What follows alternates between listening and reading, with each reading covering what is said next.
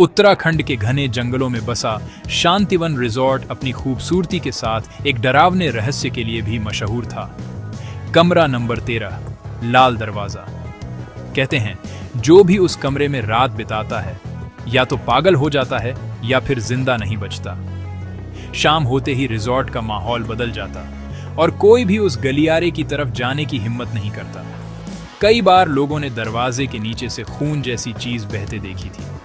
Doctor Verma, resort के मालिक, हमेशा कहते कि यह सब वहम है, लेकिन उनकी आंखों में छुपा डर सबको दिखता था। सालों पहले एक जोड़ा उस कमरे में मरा पाया गया था और तब से वह कमरा मौत का प्रतीक बन गया। कोई भी उस लाल दरवाजे के पास फटकना नहीं चाहता था।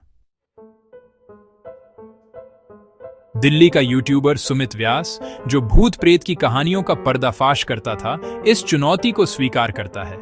वह अपने चैनल पर ऐलान करता है कि वह लाल दरवाजे वाले कमरे में रात बिताएगा। डॉक्टर वर्मा उसे रोकने की कोशिश करते हैं, लेकिन सुमित जिद पर अड्डा रहता है। आखिरकार उसे चाबी मिलती है और वह अपने फॉलोअर्स के लिए लाइव वीडियो शुरू करता है। कमरे में घुसते ही वह सबको दिखाता है कि यहाँ सिर्फ धूल और जाले हैं, कोई भूत नहीं। रात के 11 बजे वह लाइव बंद करता है और अगली सुबह वह मृत पाया जाता है।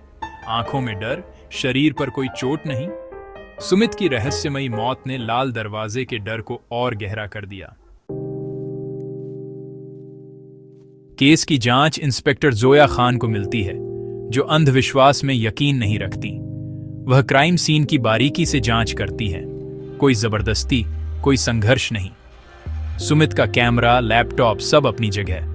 पूछताछ में सब वही पुरानी भूत की कहानी दोहराते हैं। जोया को दीवारों पर अजीब निशान दिखते हैं, जो यूवी लाइट में डरावनी आकृतियों और शब्दों में बदल जाते हैं। अलमारी में छुपी एक डायरी मिलती है, जिसमें लिखा है कि कमरे में छुपे स्पीकर्स से डरावनी आवाजें चलाई जाती हैं। फॉरेंसिक टीम दीवारों के पीछे हाईटेक स्पीकर्स ढूंढ निकालती है। अब यह साफ है, यह सब एक साजिश है, लेकिन कातिल कौन? जोया को समझ आता है कि भूत की अफवाहें और डरावनी आवाजें एक मनोवैज्ञानिक जाल थीं।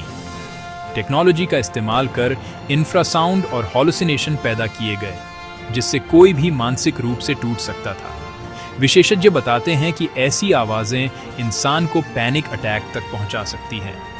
सुमित शायद इसी जाल में फंसा, लेकिन सवाल था, इतनी महंगी टेक्नोलॉजी और इतनी बड़ी साजिश के पीछे कौन है?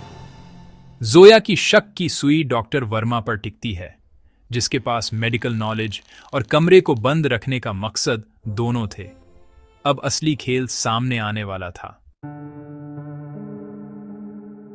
पोस्टमार्टम रिपोर्ट से खुलासा होता है कि सुमित की मौत हार्ट अटैक से नहीं, बल्कि एक दुर्लभ दवा से हुई थी, जो सिर्फ डॉक्टरों को मिलती है।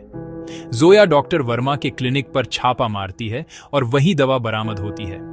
सबूतों के सामने डॉक्टर वर्मा टूट जाता है और कबूल करता है कि उसने डर का माहौल बनाकर अपने गैर कानूनी काम छुपाए।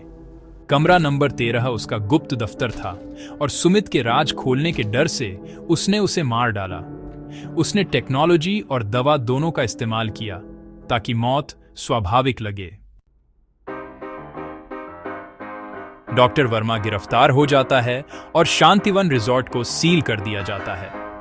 जोया खान ने साबित कर दिया कि अंधविश्वास के पीछे भी अपराध छुप सकता है। सुमित के परिवार को इंसाफ मिलता है, लेकिन कमरे की दीवारों पर लिखे कोड अब भी रहस्य बने हुए हैं। पुलिस और विशेषज्ञ उन कोड्स का मतलब नहीं समझ पाते। कुछ मानते हैं कि वे किसी छुपे खजाने का नक्शा हैं, तो कुछ उन्हें अलौकिक मानते हैं। आज भी लाल दरवाजा बंद है और उसका रहस्य अनसुलझा।